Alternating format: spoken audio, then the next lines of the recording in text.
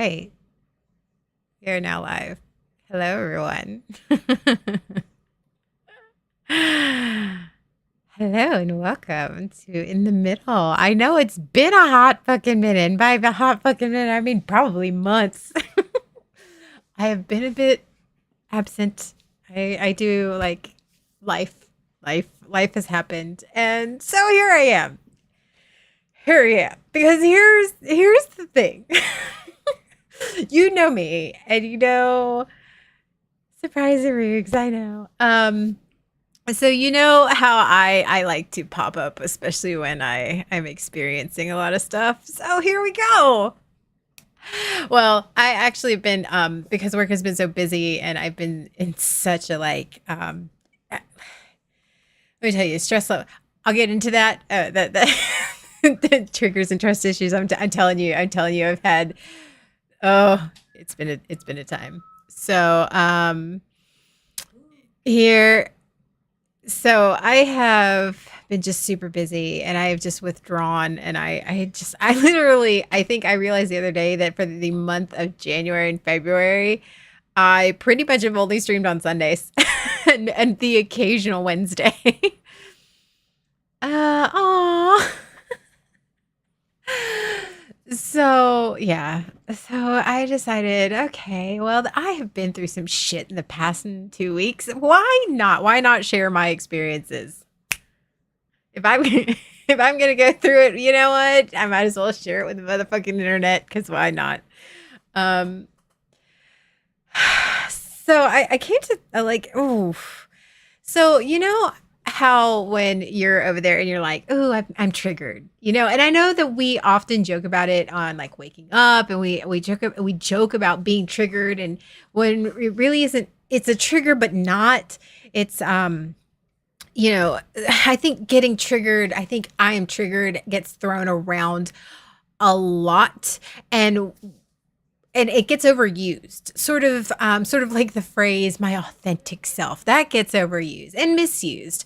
And I think I getting triggered is also or get, you know, I'm triggered is also sometimes misused because I know sometimes I do it. I say I'm triggered, but I'm not really triggered. What I am is uncomfortable.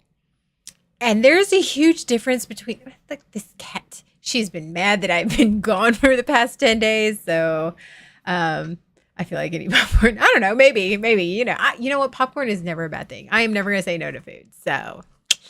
Um, so I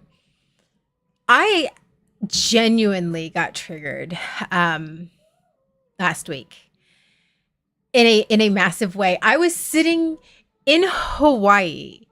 I was in Hawaii. I was in paradise and I got triggered and legitimately triggered.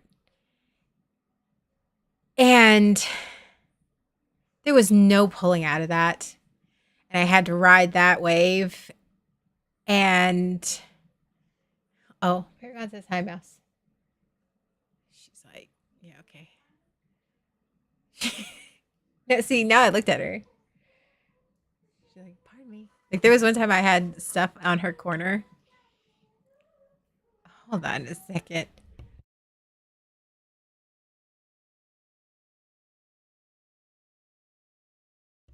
Oh my god.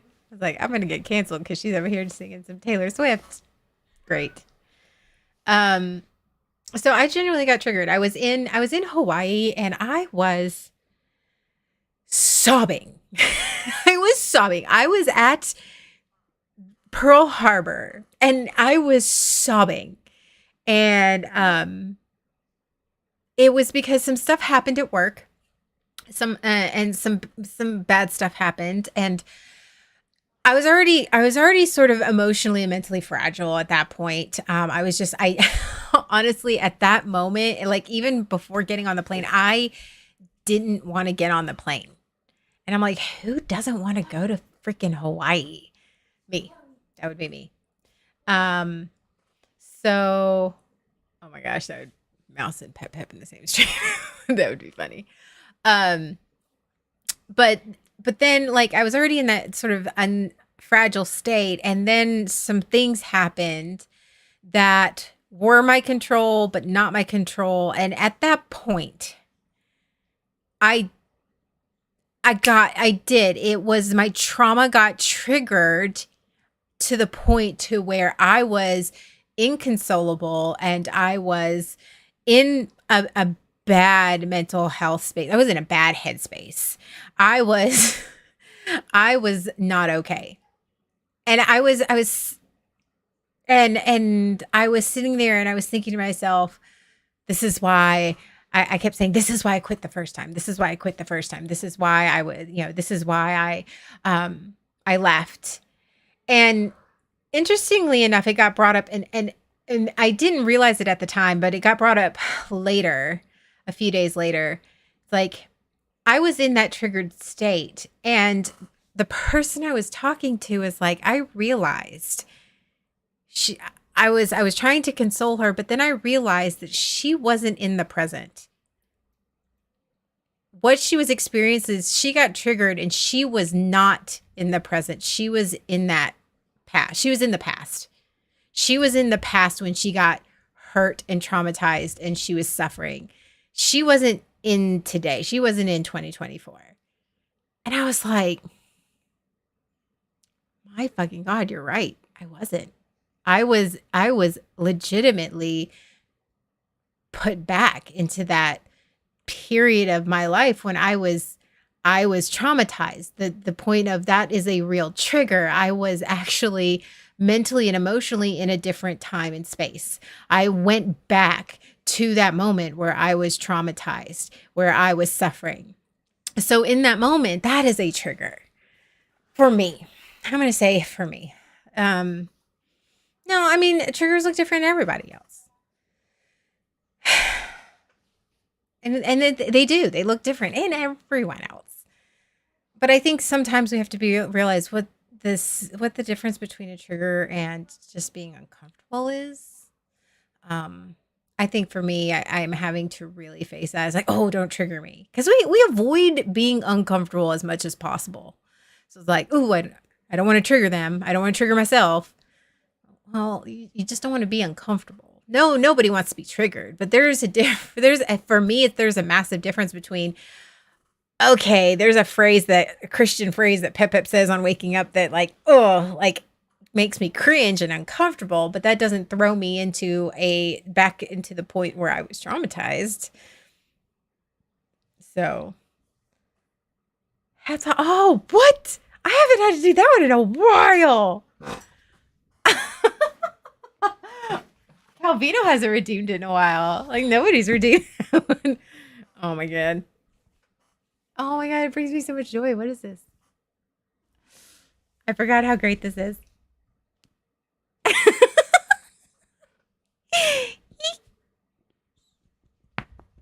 So much joy. So much joy in this hat. Okay. So I don't know how serious I could be in this hat. Talking triggers and trauma.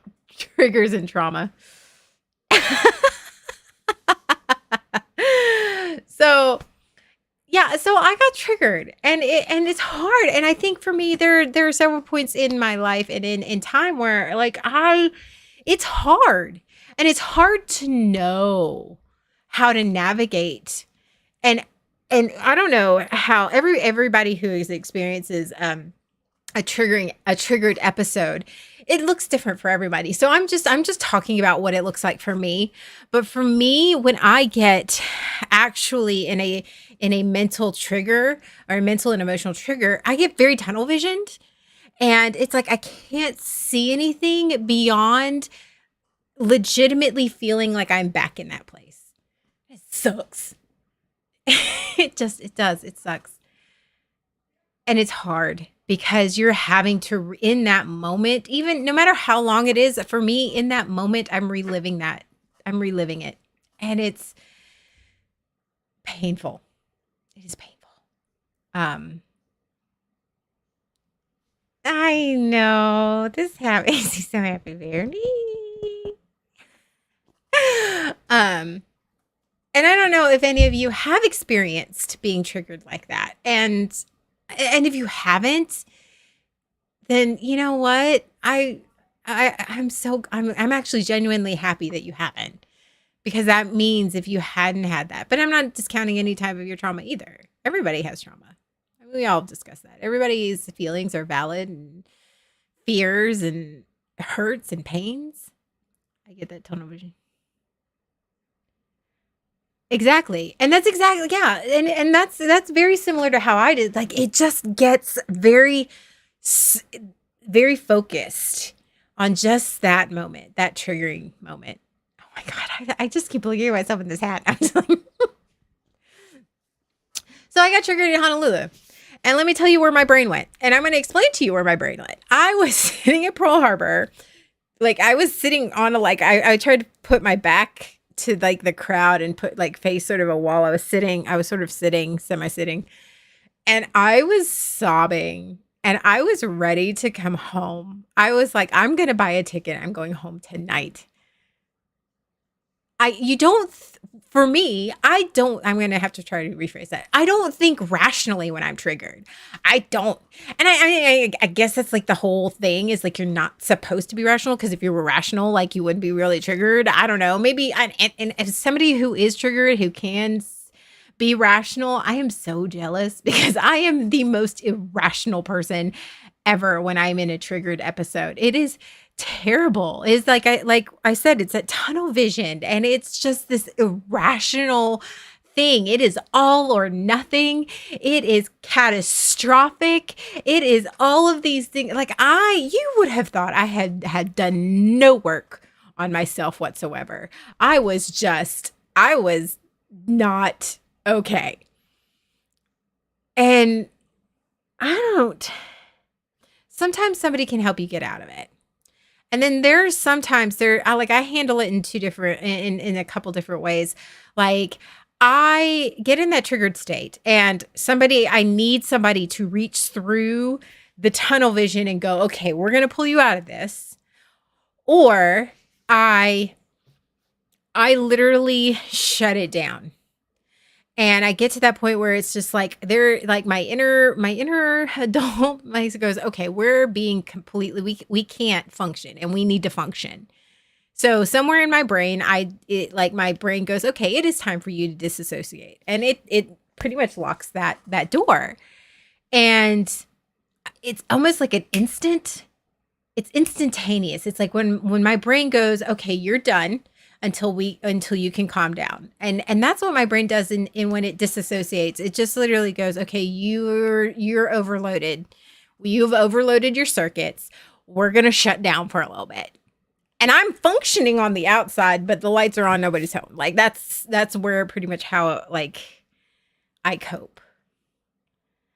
Not sure about rational for me. Yeah. And so that's what happened to me. I was in Pearl Harbor, and I was like, I still have a job to do. I wanted to go home. I was ready. I'm going home. I'm quitting. I'm like, I need this job. I'm not quitting. And I'm in Hawaii. Like, am I really going to leave? But at that moment, I was going to leave. There was no talking me out of it. And that's hard. Like, that's hard to really, and I think for me, once I start getting out of that triggered episode, I started to look at myself and go, it's hard for me not to be judgmental of myself. It's hard for me not to look at myself and go, really? Like, what you're not going to leave. We all know you're not going to leave. We all know you're not going to buy a $1,500 plane ticket and leave. We all know you're not going to quit because you need the job, and you sort of like the job, even though sometimes the job is hard. You sort of like it. You're not going to leave. And then the pigeon kept attacking you. That is true. But I'll get to that in a second. I had a very Snow White moment. But I think that's what, like, coming out of it, I've had to learn that my triggers are my triggers, and I have to embrace what is my brain and my body telling me in that moment.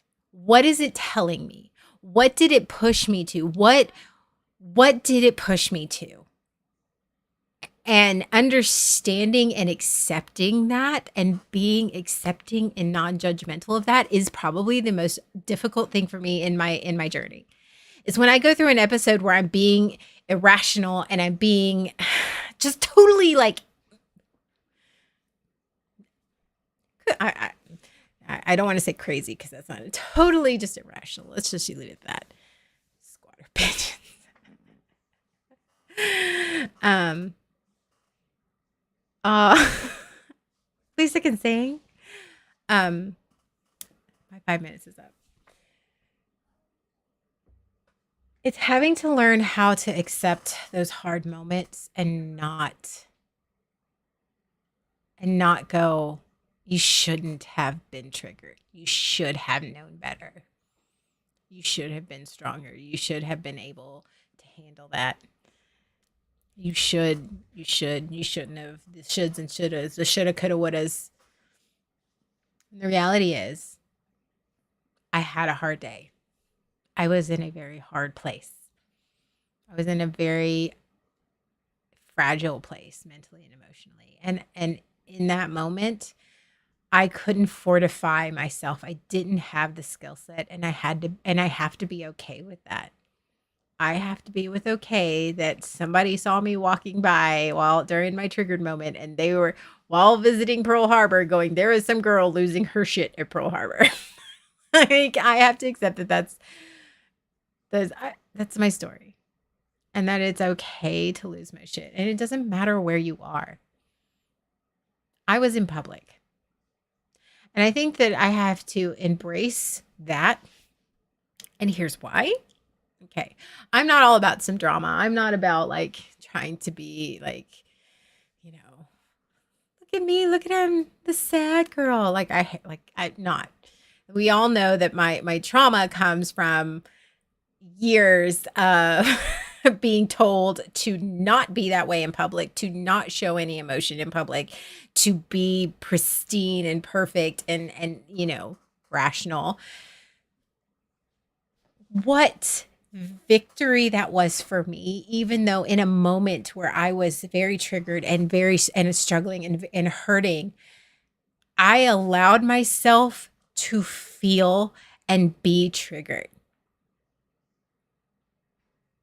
And that's huge. I allowed myself to have a triggering moment and I didn't run from it. I didn't hide from it. I let myself be triggered and feel that emotion that went with it, as irrational and as intense as it was and as uncomfortable as it was. I still didn't hide from it. Wasn't embarrassed by it. I was in public. I mean, obviously not in the middle of a crowd, but I was in public expressing emotion and the emotion that I was feeling at the time. And that is a victory. That's huge. And I know it doesn't sound like it's a big deal, but for me, that is a big deal. Allowing myself to openly feel how I was feeling, even if in that moment it was a feeling of fear and pain and struggle, I still allowed myself to feel that. And that's awesome. Yeah, we're not running no more. That is true. And so, thinking back on that, it's like, okay, now I know. Because sometimes you don't know where your wounds are until you poke it. And some of you with all your triggers and your traumas, you might be like me, like in that aspect, in that you have buried and concealed and camouflaged all of these wounds for so many years that you don't even realize what you're carrying until somebody like just goes, hey, what's that? And you're bleeding all over the place. You have no idea. And so at least now now I know. I am aware. I have been made aware, and awareness is a good thing. Why? And being aware of of that, and it's not necessarily preventing that from happening again, because I don't know, but it is also addressing that wound. I'm going, okay, I know that there is a wound there now. I can acknowledge that wound now. Okay, what is that? Where did that, like, we can acknowledge that it's there and maybe not necessarily fix it right now because I got bigger problems, but being aware of that so I can go, if or when I go, somebody triggers that episode again, or even just pokes at it just a little bit and it's a sore, I can go, this is what that is. So it doesn't hit me out of nowhere like a bus on Mean Girls. And if you guys don't get that reference, you guys need to go watch go watch Mean Girls. Like pigeons, cats, Snow White. Okay. So yeah, that was my triggering moment this week. I was in Hawaii and I got triggered. But my takeaway from it is that even though I was triggered and it was uncomfortable and I was in a very bad and unstable place, there can still be positives that come out of the discomfort. And I think for me, that's shown growth, that has shown maturity. I think there's emotional and mental maturity in that, okay, I had this moment and I didn't dwell on it. And I didn't sit here and go, how can I prevent it? What I did is I just went, okay, well, I was triggered. Got it. But let's look at this, is that you allowed yourself to be triggered. You allowed yourself to feel emotion and be unashamed about that emotion and not think twice about it. And that is a victory for me. And that's huge. That's a big victory for me. And I have to embrace that. And I have to be like, see, you are capable, because sometimes it's hard. Sometimes it's hard to see your progress. Especially especially when you're struggling for a long time. You feel like you're not getting anywhere. You're not doing anything. You're all like, I'm always sad, or I'm always going to be this stressed, or my hair is falling out, or like we get bogged down with that. Sometimes we have to just remind ourselves that even in the discomfort and the struggle, that there are, that as long as you continue to just try and push forward, not even push, but really just do the work, that there are things, that the skills, you continue to use your skills, you continue to retrain your thoughts. If you continue to do that, whether you fail at that moment or not, you're still winning because you're making the effort. And I think I have to remind myself, because I'm an overachiever, who fucking knew? And I want to be better. And we've known this for over a year now. I've been doing this like in the middle, like all of these like mental health streams for over a year now. And I'm in a very different place. But at the same time, I still feel like I'm not where I want to be. I'm not where I want to be. Why haven't I got there? Because I'm working so hard. And sometimes, especially in the past couple of months, when I have just all the negative and intrusive thoughts, all the demons, all the things that have hurt me, all the people that have hurt me, and I'm struggling. I have to remind myself that even if my skills didn't work in that moment, doesn't mean that I failed. It just means that it didn't work in the moment. But I still was able to attempt to use it. And even in that attempt is a step forward. And it doesn't seem like a lot, especially to a perfectionist like me. It's like either win or lose. There's no try. Like it's do or do not. There is no try. That whole Yoda crap. Which, I mean, don't get me wrong. Yoda's great and everything. But we have to acknowledge the try. We do have to acknowledge the try. Sometimes the try is all we have. And that's okay. Sometimes the try is all I have. And you know what? At least I'm trying.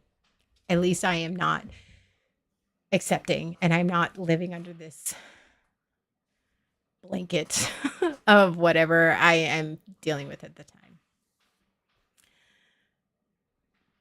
My youngest daughter, I can hear her rolling the D20s in she has like 20 of them. She has 20 D20s. I can hear her rolling them on her table. So with that, let me explain to those of you who don't watch my Marco Polos. I had a Marco Polo Sharecast, because it was easier for me to do that than it is for me to like try to go live and do shorts and stuff. So all the T20s, I mean, true. And so I was sitting, I had this great hotel room and I had a balcony and I had a partial ocean view. So if I sat on my bed, I could see the ocean. It was at an angle, but I was like, okay, great. So I was working one day and I had a door open and I'm like sitting there and in walks this bird, not flying, not confused, just casually walking in like it motherfucking owned the place. And I was like sitting here and I got my phone. I was like, excuse me, can I help you? Like it just walked around. It happened at least 3 different times. And and then one time I was like, you know what? I shoot it out. And then one time I walked in, I was like, you know what? I want to see what happens. I want to see how deep into the room this bird gets. Went all the way across my room, turned around, was cooing away, then flew up in my closet and just sort of sat there. I was like, okay, well, I guess you live here now. Like, what is it? Are we roommates? But yeah, so yeah, that's what they were talking about, Snow White. So if you guys want to be a part of my sharecast, let me know, DM me. I sort of like doing the sharecast. It's a little bit easier for me to get quick information because I'm very much of a spur of the moment person. So it's easier for me to just go, hey, and do my little video instead of like trying to do a video and then have to upload it. It's just a pain in the ass. I mean, you know, it works smarter, not harder. So if you want to be part of my Marco Polo Sharecast, let me know. I will add you. So now that we have talked for about 30 minutes about triggers, let's talk about trust issues. Like I don't like. Okay, here's the thing. What do you do when the person that you don't trust, that you trust the least, the person that you trust the least is yourself? Repeat that again. What do you do? How do you cope when the person you trust the least is yourself? Like, you know, when you don't trust somebody else, they've done something to you usually. They've lied to you, they've manipulated you, they've hurt you, or even if they hadn't done any of that, like you're projecting that onto them. But then what do you do? How do you handle when you don't trust yourself? And this is the struggle that I've had for several weeks now. Is the problem is I don't trust because of my mental illness and the struggles that I'm going through. I'm sitting here going, if I feel good, like say I feel affectionate towards somebody and I'm like excited about something, I don't trust that feeling. I don't trust it.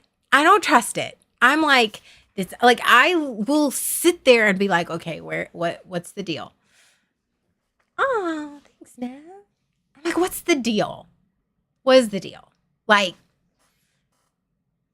what? I don't trust myself. This isn't real. I will tell myself, what you're feeling isn't real. Like, you're lying to yourself. This isn't real. It's not genuine. What the fuck? How do I don't know.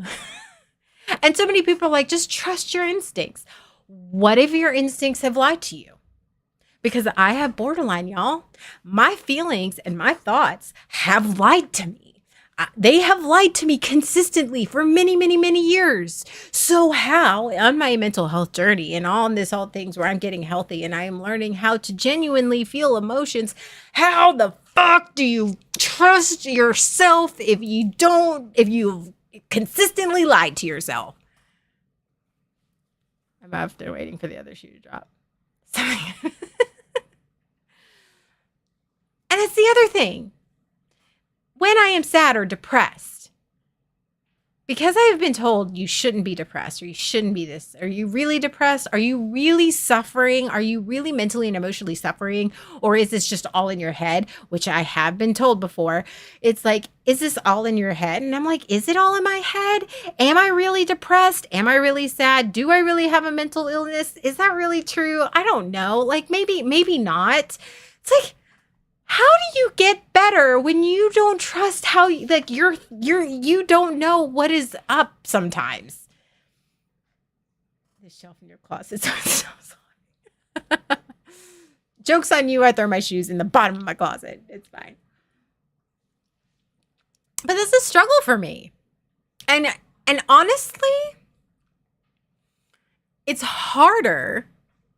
It is harder for me the more work I do on myself and the more further along I get on my mental health journey, is that it's harder for me to trust my feelings and my thoughts because I am now aware that my thoughts aren't necessarily real.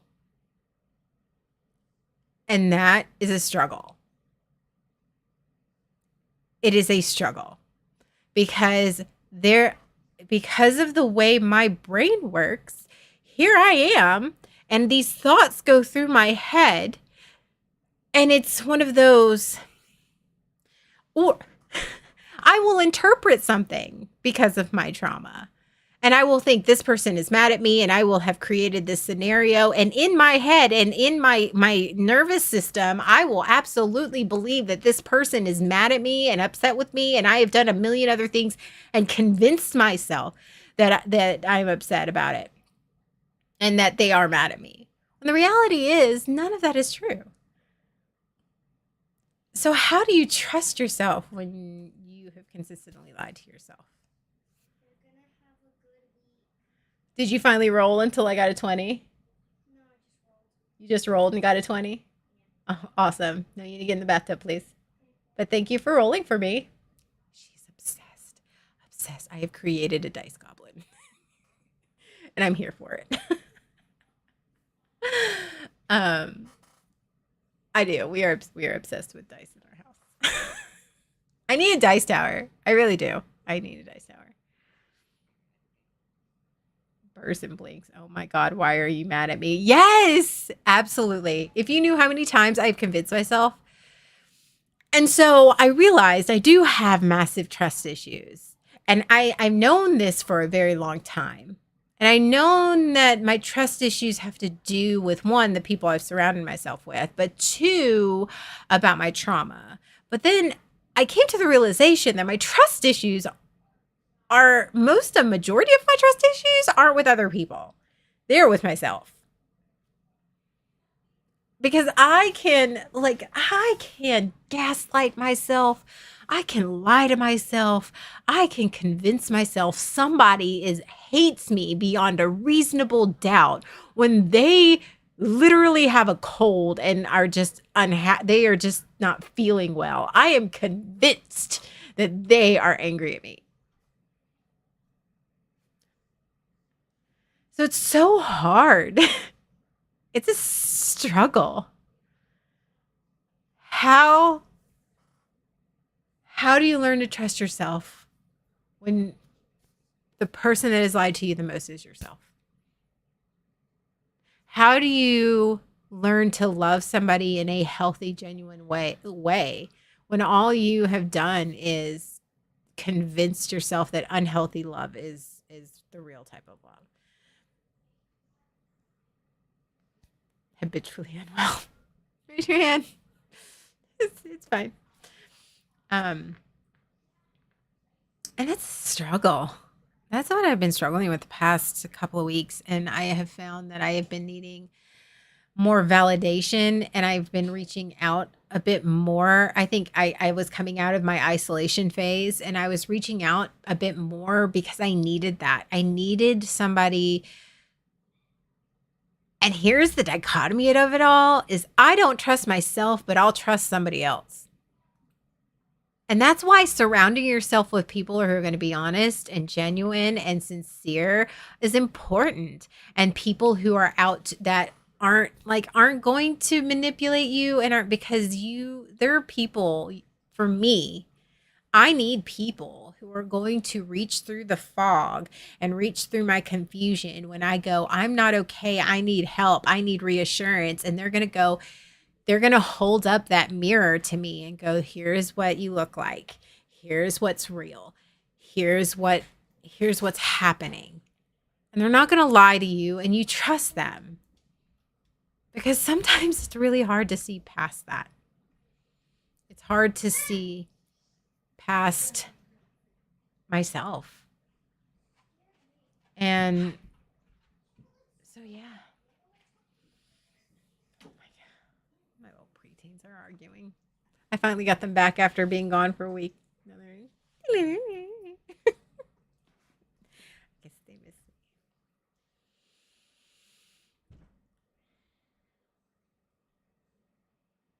Hi, Stone Mage. I know I haven't seen you in a while. I have. Thank you. Um, oh, I did not have this style a week ago. But thank you so much.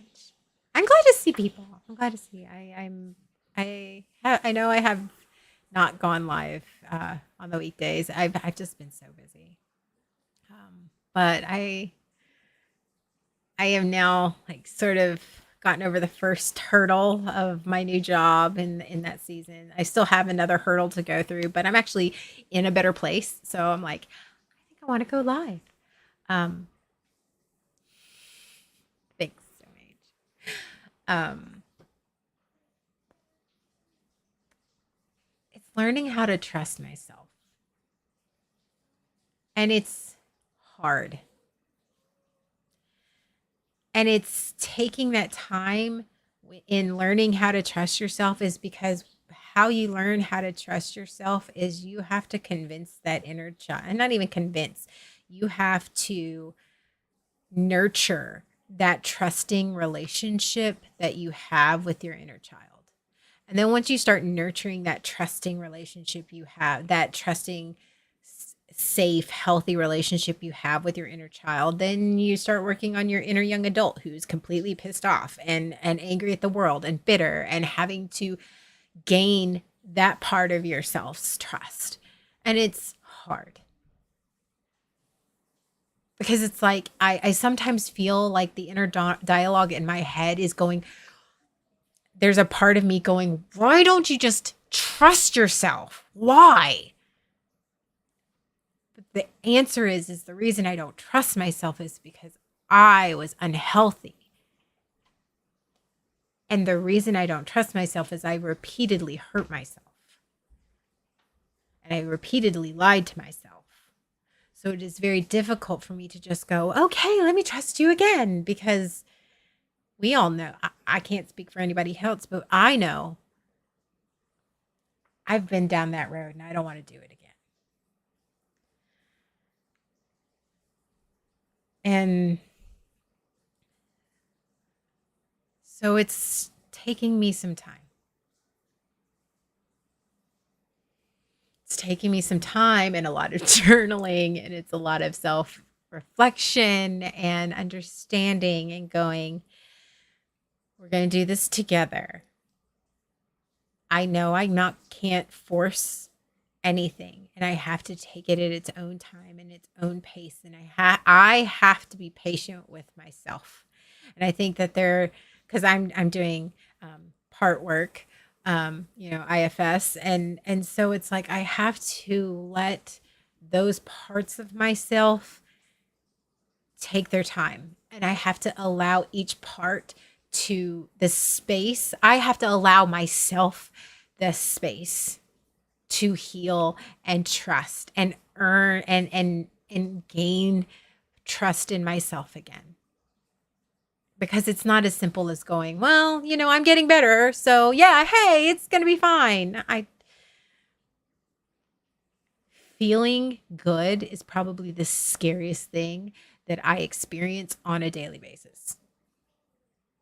I'm going to repeat that because I know it sounds a little off,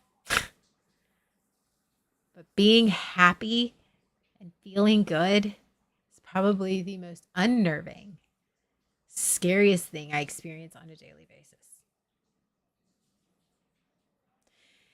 And it's having to choose to trust that I'm not going to get hurt, which means I have to be vulnerable, which means I have to keep my palm open and not closed. I have to keep my palm and my mind and my heart open and understand it's okay to be scared and it's okay to feel good.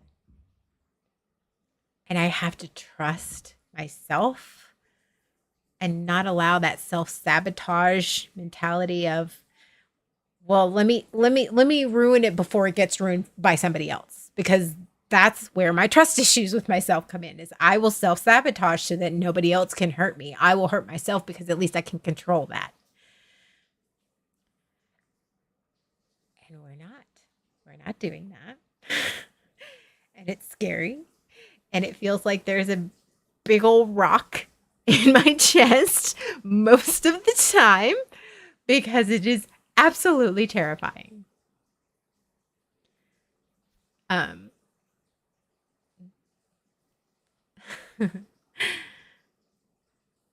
it's absolutely terrifying to feel good and happy because I don't trust myself. Because I'm telling myself it's the dopamine. I mean, yes, it's the dopamine, but what if it's just me being happy?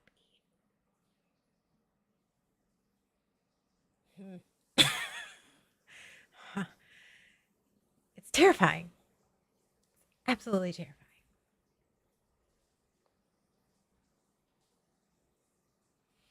And for some, I think I've experienced, I have surrounded myself because of my attachment issues. I have ended up surrounding myself with people who have different types of attachment and different types of trauma wounds, but it's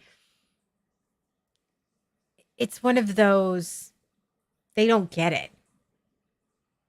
When I say being happy scares me, they don't get it. They look at me like, that's that's weird. Like, but you don't understand. Happiness was weaponized. Happiness, I lied myself into happiness. When I was getting abused, when I was getting neglected, when I was getting manipulated, I convinced myself that I was happy. So I don't trust happy because I lied to myself. And anybody who hasn't experienced that will never understand that. And that's okay. And I used to be angry about that. I used to be angry of like, why can't you just see I have to embrace their journey and be grateful that they don't understand what that is. That happy to them is happy and sad to them is sad. And there's no weird ghost emotions. I want to call them holographic emotions. Let's be like, they're a hologram. They look real. Like, this looks like happiness, but it's not really happiness. And all it takes is just one button and everything's gone. It's a holodeck of emotions. Pull out some Star Trek for you.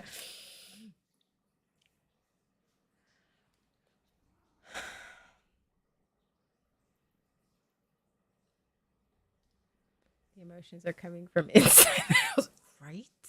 Right?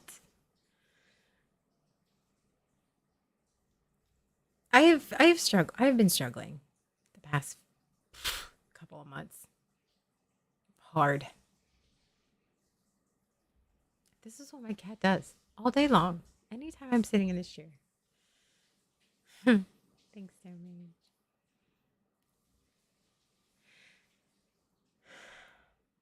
And I know I can make it. There is not a doubt that I'm going to survive.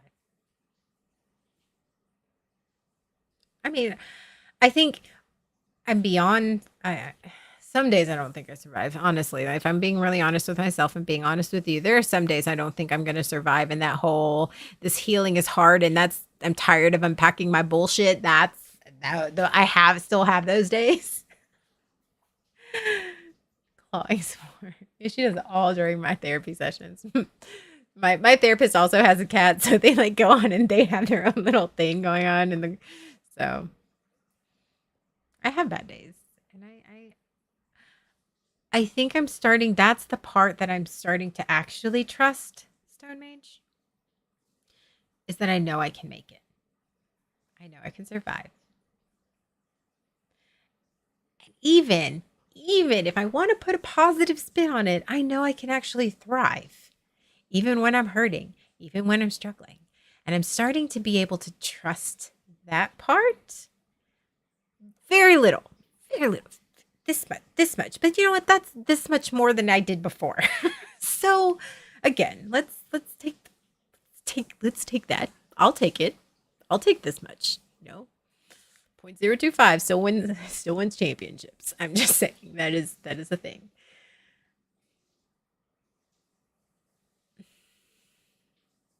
So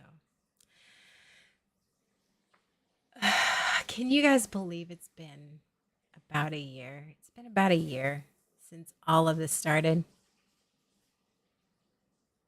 Yeah, it's been about a year. I had my breakdown. I had that very scary moment.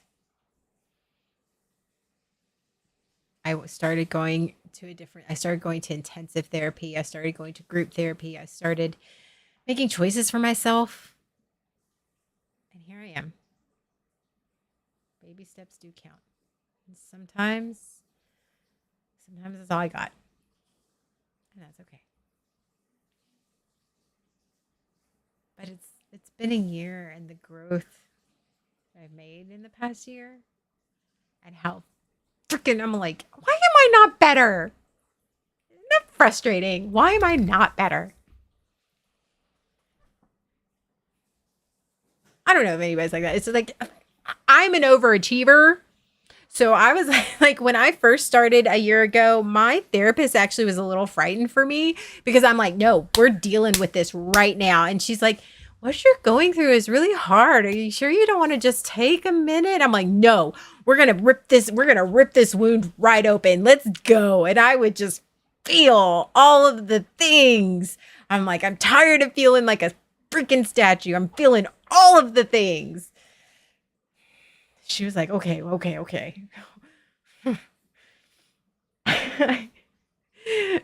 So now I'm with a new therapist, and I am doing my focus is different. So I'm taking things a little bit more, a little slower, a little bit more moderately. I'm riding in the cruising lane for a little bit. Where's the I'm better now switch? Right? Because it's so hard.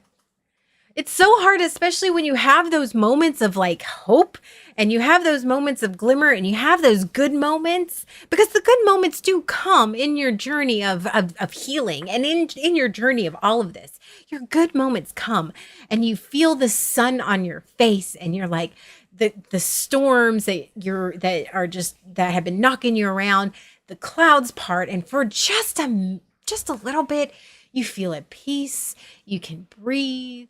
And you're like, so this is what it feels like. And then, boom, more trauma. Boom, all of this. Boom, we're going to start working on this now. And the storms start coming back. And I think once you get the glimpse of that, you're like, I want that back. How do I get that back? Well, you got to get to the other side. Well, how do I get to the other side? Can I just like teleport there, fast travel? How's that? Where's the menu button where I go, oh, I'm going to fast travel. I will pay 15,000. I would pay 1,500 coins just to fast travel somewhere. But no, there's no fast traveling. It's just like motherfucking GTA. You're going to get in the car and you're going to drive the entire way. And there's no shortcuts. You're just going and you've got to go. And you got to go through the storms and you got to go through the rough patches and you got to go through all the things. And you're like, I want to get to the other side. Well, got to do the work. And it's so frustrating sometimes. because I want to get better. And I'm getting there and I'm doing the work. And I am finally coming out of an isolation episode, and I coming out of, it's like a bear out of hibernation. It's like, oh, the world kept going while I was in my isolation state. Okay, cool, cool, cool, cool.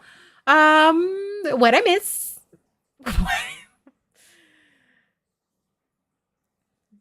But what I am very grateful for is that in the past few months, I have I have had people in my life who, no matter how little or much I talk to them, are are not gonna leave. And that they're there when I'm isolating, and then they're there when I come out of isolation. And they're not going anywhere. And that's very comforting to know that I am getting I'm finally surrounding myself with people that are giving me what I was giving other people. That I'm getting in return what I was giving. And it's a lot less strenuous. Does that make sense? Maybe. My trust in people, like I'm okay with that. When I go through a triggering episode, I trust that that person's going to be there and sit with me and understand that I'm just going to be irrational and that there's nothing that they can do to fix it. They just need to ride the storm out with me, and that I need somebody to ride the storm out with. And they're going to keep me from doing anything stupid, because you got to trust those people.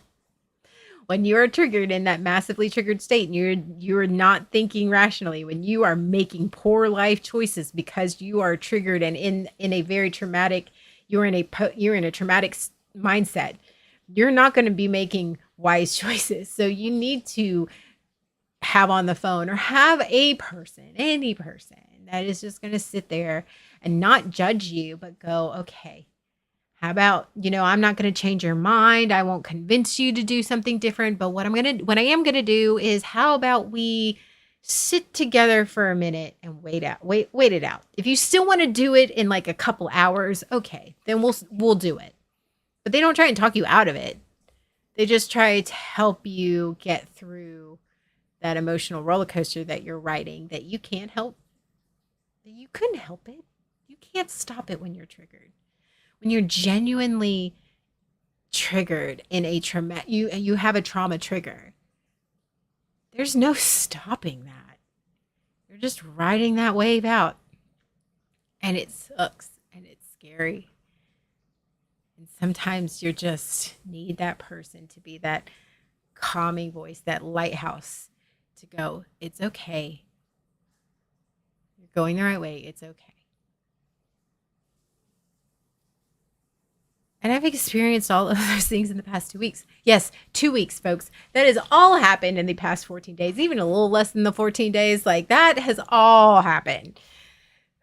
And all happened while I was in Hawaii. So it was fun. I finally, near the end of the week after I had my episode, and I had actually gotten to a point where I was using my skills, and I finally got to a point. I finally got to a point where I was regulated, and I went, okay, this is still hard. So, but we're going to start using our skills. And I started using my skills, and I finally got to a point later on in the week where I finally actually was able to relax, and I was able to, move forward. Not so much the first half, but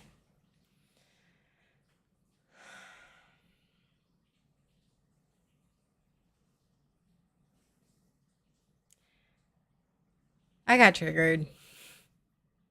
And it was bad. It was really bad. Like, even just sitting there thinking about it is almost pushing me on the edge of another trigger, but I'm recognizing that, so that's where I'm at.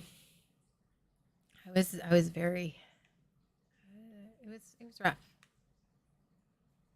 But in that trigger, I allowed myself to feel the appropriate emotions that matched the trigger.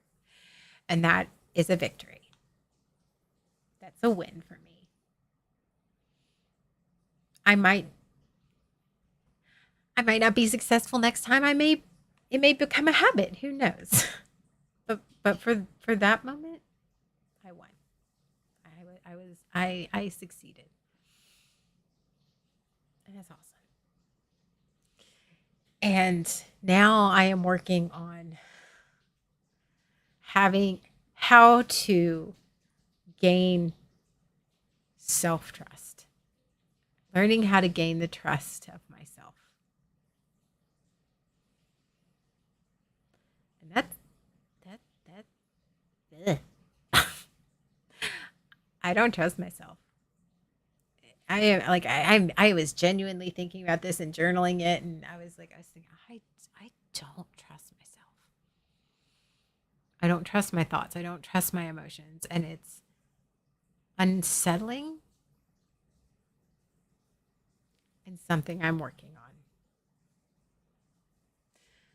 So, and I know just like you're not going to raise your credit score overnight, you certainly are not going to gain, you're not going to develop a trusting relationship with yourself overnight. It's not possible. It's not feasible when you do it with other people, and it's not feasible for yourself. At least for me. And in case this needs to be said, all of this that is said in this podcast is my own personal experience. I am not a licensed professional. This is just my opinions. It is editorial only. If you need professional help, you can contact me at Nerd Mom Mace. And I certainly have some resources that can, get you in touch with the people that can help you that are licensed. But this is just my experience and my life as I know it.